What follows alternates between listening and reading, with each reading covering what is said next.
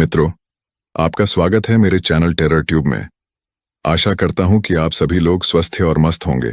आज मैं आप लोगों से एक निवेदन करना चाहता हूं, जो कि पहले कभी नहीं किया, कि आप सभी लोग मेरे चैनल को सब्सक्राइब करें तथा ज़्यादा से ज़्यादा लाइक और शेयर करें। आप लोगों का ये सपोर्ट मेरे लिए अमूल्य है। मैं आशा करता हूं कि ये मेरा निवेदन पूरा होगा, तो जल्दी से अपने अपने हेडफोन लगाइए और मज़ा लीजिए। मेरा नाम रमेश है और मैं एक मैकेनिक हूं। आज की यह कहानी मेरी है, पर यह सब मेरी आप बीती है। सब मैंने महसूस किया हुआ है। दोस्तों, दुनिया में हर वक्त हमारे आसपास कई सारी अजीब चीजें होती रहती हैं, पर कभी कभी हम हर एक चीज को समझ नहीं पाते, उसे मामूली समझकर नजरअंदाज कर देते। जैसे मैं आज तक समझ नहीं पाया कि उस रात जिसे मैंने देखा था वह कोई डायन थी या फिर खून पीने वाली कोई पिशाच थी। पर उस दिन मेरे साथ जो भी हुआ, वह सोचकर मैं आज भी बहुत डर जाता हूं। कहते हैं कि अगर डायन की नज़र किसी पर पड़ जाए तो वह इंसान हर दिन मरता है। उस एक दिन के बाद मेरे साथ ऐसा ही कुछ हुआ था। वह रात मैं कभी नहीं भूल सकता। उस रात मैं हमेशा की तरह अपने गैराज में काम कर रहा था। उस वक्त मुंबई के बाहर वाले रास्ते पर हाईवे के पास मेरा गैराज हुआ करता था। रात के कुछ 12 या 12:30 बज रहे थे। मेरा दोस्त रघु भी मेरे साथ गैराज में काम किया करता था, लेकिन उस रात वह किसी काम से कहीं गया हुआ था और मैं उसी का इंतजार करते हुए वहां रुका था। अब रात बहुत हो चुकी थी। उस जमाने में आज की तरह मोबाइल फोन नहीं हुआ करते थे, तो इंतजार करने के सिवाय मेरे पास कोई चारा नहीं था। अब भूख भी बहुत लग रही थी। आखिरकार मैंने सोचा कि किसी से लिफ्ट लेकर घर के लिए निकल जाना ही बेहतर होगा, तो मैंने गैराज बंद किया और रास्ते के किनारे जाकर खड़ा हो गया। कुछ 15 मिनट हो गए, लेकिन कोई लिफ्ट नहीं मिली। रघु भी अब तक आया नहीं था। मैं रास्ते पर यहां वहां देख ही रहा था कि तब मैंने देखा कि कोई औरत हाईवे के दूसरी तरफ से कहीं जा रही थी। पर अजीब बात यह थी कि वह ऐसे चल रही थी जैसे उसमें जरा भी जान न बची हो। किसी मुर्दा जॉम्बी की तरह गाड़ियां तो बहुत पास हो रही थीं, लेकिन कोई भी रुकने के लिए तैयार नहीं था। मैंने फिर उस औरत को देखा तो अब वह औरत रास्ते के बीचों बीच चलने लगी थी। तब काफी अंधेरा हो चुका था। हाईवे से गुजरती गाड़ियों को छोड़ दें तो वह एक सुनसान इलाका था। आसपास कुछ 2-3 दुकानें थीं, लेकिन वह भी कब की बंद हो चुकी थी और हाईवे होने की वजह से गाड़ियां तेजी से पास हो रही थीं। कुछ गाड़ियां तो उस औरत के इतने पास से गुजर रही थी कि एक पल के लिए मुझे लगा कि शायद वह औरत अपनी जान देना चाहती हो। अब तक वह अपने सर को झुकाकर चल रही थी। उसने एक बार भी अपना सर उठाकर नहीं देखा। कुछ ही वक्त बाद शायद उसे मेरे वहां होने का एहसास हुआ, तो वह रास्ते के बीचों बीच आकर खड़ी हो गई और मेरी तरफ आते आते उसने अपना नीचे झुका हुआ सर उठाते हुए मेरी तरफ देखा। मैं तो उसे नजरअंदाज करने की कोशिश ही कर रहा था, लेकिन वह शायद मुझे ही देखे जा रही थी, तो मैंने उसे दूर से ही आवाज दी, क्या हुआ? आपकी गाड़ी खराब हो गई क्या? उसने मेरे सवाल का कोई जवाब नहीं दिया। वह सिर्फ शांत खड़ी रही। मैंने फिर कहा, पेट्रोल खत्म हो गया हो तो पेट्रोल पंप यहां से आगे 4 किलोमीटर की दूरी पर है। इस बार भी उसने कोई जवाब नहीं दिया और फिर उस औरत ने अपने हाथ से इशारा करते हुए मुझे अपने पास आने को कहा। मुझे लगा कोई बूढ़ी औरत होगी या फिर किसी तकलीफ में भी हो सकती है, तो मैंने हाईवे पर दाएं बाएं गाड़ियों को देखा और फिर उस औरत की तरफ बढ़ने लगा। उसने अपने पूरे शरीर पर काला कपड़ा ओढ़ रखा था। उसकी आंखें, उसका चेहरा मुझे बिल्कुल भी दिखाई नहीं दे रहा था। मैं जैसे तैसे उसके नजदीक जाने लगा। अचानक मेरे सर में बहुत जोरों का दर्द उठा और मेरा सर चकराने लगा। तब मुझे सामने सब धुंधला धुंधला सा दिखाई दे रहा था, लेकिन कुछ ही पल में मेरी हालत ऐसी हो गई जैसे उस रोड को क्रॉस करने तक की मुझ में ताकत नहीं थी। तो फिर मैं अपनी जगह पर ही खड़ा हो गया। पता नहीं मुझे क्या हो गया था, पर मैंने महसूस किया कि जैसे वह औरत बिल्कुल मेरे पास खड़ी है। उसकी सांसों को मैं अपने चेहरे पर महसूस कर पा रहा था। उसके हाथों की त्वचा खुरदरी और काली नजर आ रही थी। नाखून भी बड़े बड़े थे और मैं उसके हाथों को अपने गर्दन पर महसूस कर पा रहा था। उसकी आंखें लाल और चमक रही थी और अब शायद वह मुझ पर हंस रही थी। मैंने एक बार ही उसकी हंसी सुनी। उसके बाद मेरे साथ क्या हुआ मुझे कुछ भी पता नहीं। शायद मैं बेहोश हो गया था। जब मुझे होश आया तो मैं रास्ते के किनारे पर था। मेरा दोस्त रघु मुझे होश में लाने की कोशिश किए जा रहा था। जब मैं पूरे होश में आया तो उसने मुझसे पूछा, अबे क्या हुआ तुझे? मैं आया तब तो रास्ते में पड़ा हुआ था। मैंने यहाँ वहां देखते उसे कहा, पता नहीं यार क्या हो गया था मुझे। और ऐसा कहते हुए मैंने अपने चेहरे पर से हाथ घुमाया तो मेरे हाथ को खून लगा।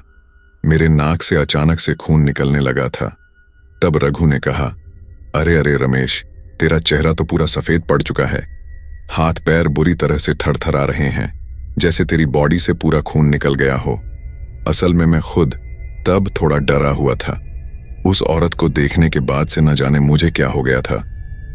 मैंने रघु को कहा, मैंने अभी कुछ देर पहले किसी औरत को देखा, थोड़ी अजीब और भयानक। इतना कहते ही रघु ने मेरा पॉकेट, मेरे पैसे चेक किया। सब अपनी जगह पर था। हमने हाईवे पर सब तरफ देखा, लेकिन तब रास्ते में आसपास कोई नहीं था। तो मैंने कहा, पता नहीं कौन थी, लेकिन अब दिखाई नहीं दे रही। चली गई हो शायद आप पर। अब सब ठीक है। मैंने खुद को समझाने की कोशिश की कि मैंने जो भी देखा वो शायद मेरा वहम था, तो उसे भूल जाना ही बेहतर होगा। सोचा शायद देर रात काम करने की वजह से मैं बहुत थक गया हूं और मुझे अब आराम करने की जरूरत है। और फिर मैंने रघु को ज्यादा डिटेल में नहीं बताया कि मैंने क्या देखा था या फिर मेरे साथ क्या हुआ था। लगा कि इस बात को अपने तक ही रखना अच्छा होगा। उसके 2 दिन बाद जब मैं रात को सो रहा था, तब मैंने एक बहुत ही बुरा सपना देखा। मैं किसी शमशान में खड़ा था। आसपास सब तरफ बस अंधेरा ही अंधेरा था। मेरे सामने कुछ दूरी पर एक औरत बैठी हुई थी। उसके सामने आग जल रही थी।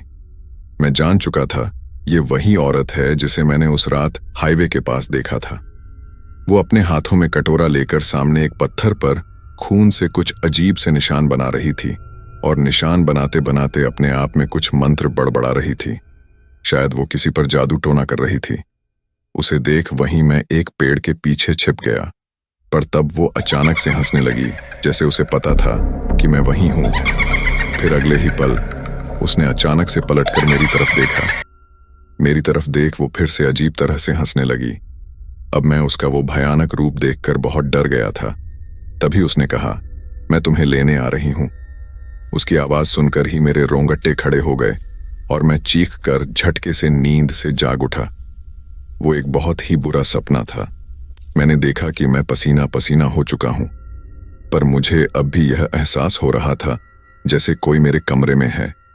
मैं अंदर से बहुत बुरी तरह से कांप रहा था। मेरे कमरे में उस वक्त कोई था जो शायद मुझ पर नजर रख रहा था। तभी मेरा दोस्त वहां आया। क्या हुआ रमेश, तू इतना काम क्यों रहा है? उसने झट से लाइट चालू की। मैंने कमरे में देखा तो वहां कोई नहीं था। तो मैंने उसे कहा, मैंने एक बहुत ही बुरा सपना देखा, पर जागने के बाद भी मुझे वहीं एहसास हो रहा है जैसे कोई मेरे पास खड़ा है। मैंने उसकी सांसों तक को महसूस किया तो दोस्त ने कहा, अरे यहां तेरे और मेरे सिवाय कोई नहीं है, तुझे वहम हुआ होगा। चल अब सो जा मुझे।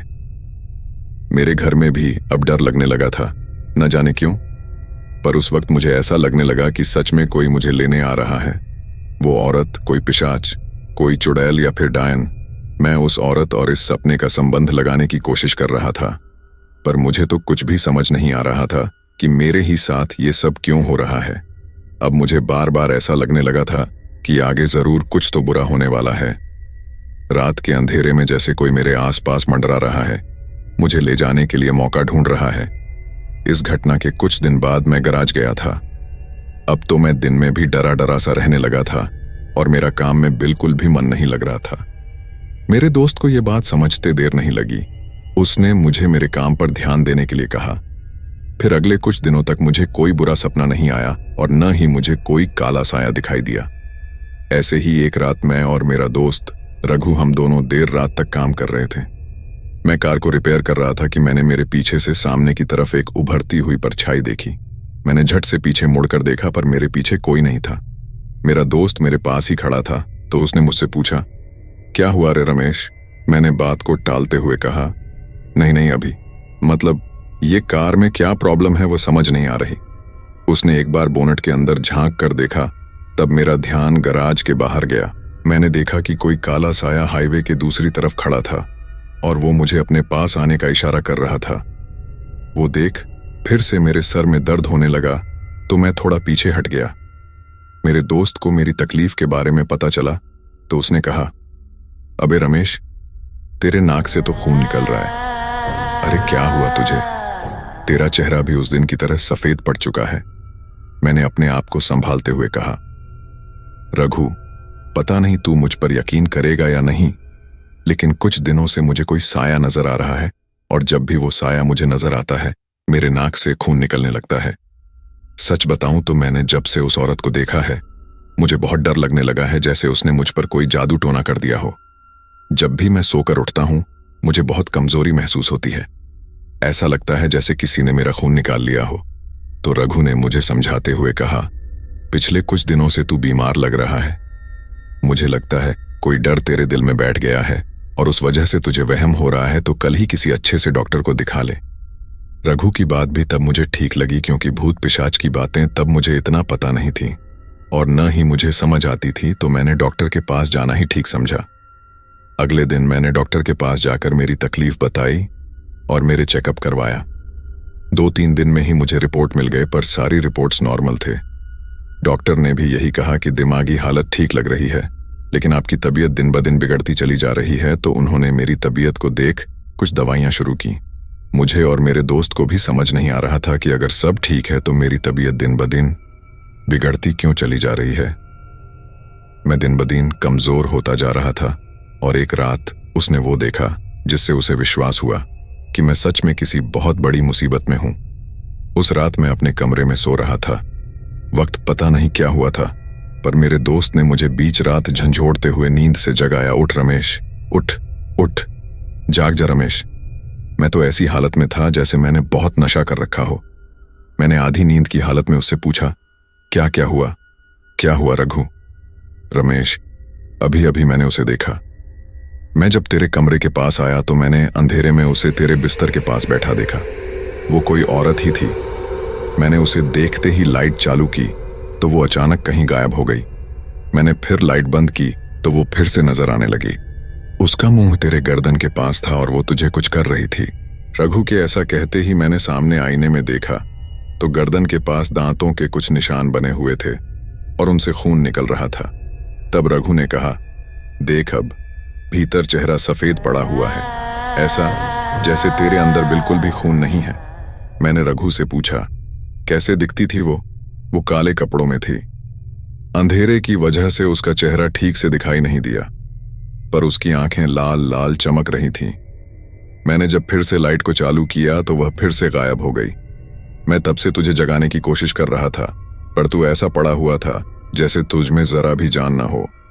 उस रात हम दोनों भी डरे हुए थे। हम दोनों ने भी वो रात जैसे तैसे गुजार दी, पर आगे क्या करना था हमें कुछ भी समझ नहीं आ रहा था। रघु की माने तो वो कोई खून पीने वाली पिशाचिनी थी।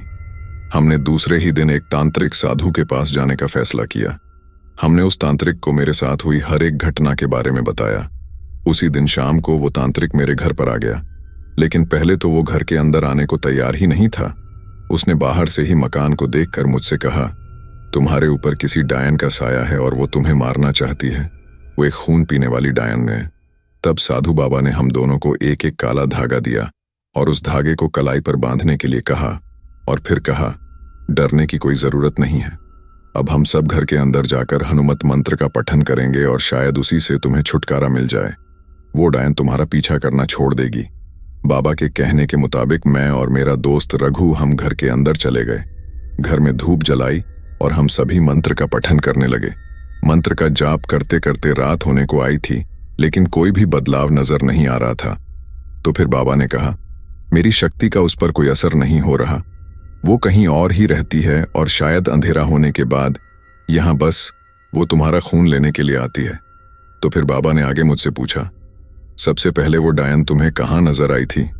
मैंने कहा कि मेरे गराज के बाहर रास्ते के किनारे। वही मेरा सबसे पहले उससे सामना हुआ था। तो बाबा ने आगे पूछा, वहां कोई शमशान वगैरह है? मुझे वहां का इतना पता नहीं था, लेकिन तब रघु ने आगे आते हुए कहा, हाँ बाबा, हमारे गराज से कुछ 1-1.5 किलोमीटर आगे एक शमशान है, लेकिन वो तो बहुत पुराना है और शायद अब बंद भी पड़ चुका हो। बाबा ने हम दोनों को उन्हें उस शमशान के पास ले जाने को कहा। शमशान के पास पहुंचते पहुंचते हमें अंधेरा हो गया था, पर जैसे ही हम शमशान के पास पहुंचे, अचानक से मेरे नाक और मुंह से फिर से खून निकलने लगा। अब मुझे यकीन हुआ कि मुझे जो भी तकलीफ हो रही थी उसका ताल्लुक जरूर इस शमशान से है।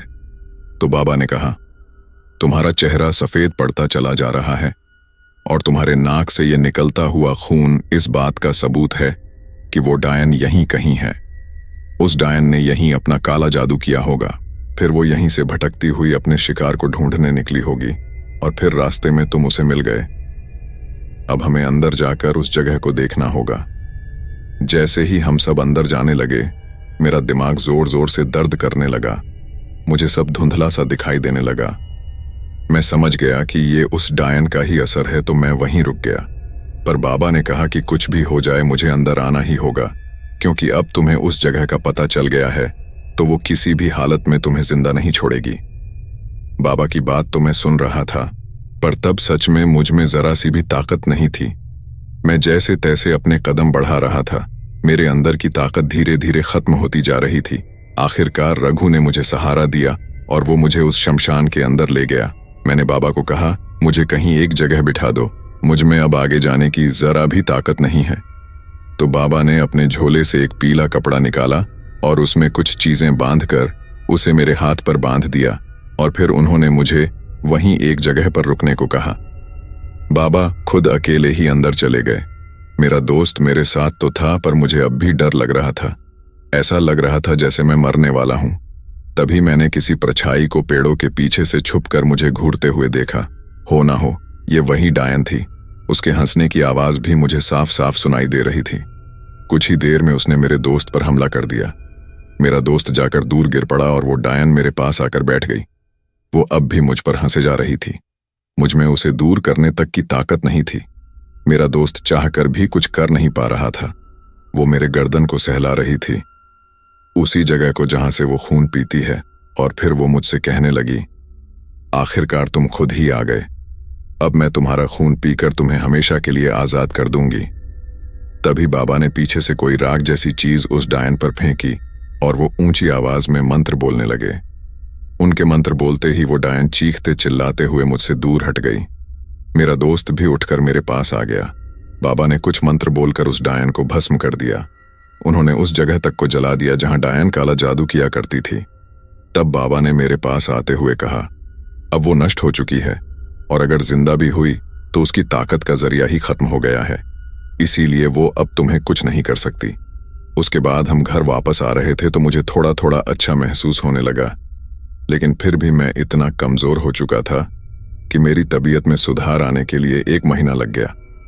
उस रात के बाद से मुझे वो डायन, उसका वो काला साया कभी नजर नहीं आया और फिर मैंने और रघु ने भी गैराज की जगह को चेंज कर दिया। सुनसान इलाके को छोड़ हमने थोड़ा शहर के पास आकर फिर से अपना काम शुरू कर दिया। सो आई होप गाइज आपको ये हॉरर स्टोरी अच्छी लगी होगी, तो इसी लाइक और शेयर करिए। जो लोग चैनल पर आज पहली बार आए हैं वो इसे सब्सक्राइब कर लें तथा हमारे लेटेस्ट वीडियोस की नोटिफिकेशन पाने के लिए बेल आइकन को भी प्रेस कर दें। मिलते हैं अगले वीडियो में एक नए हॉरर स्टोरी के साथ।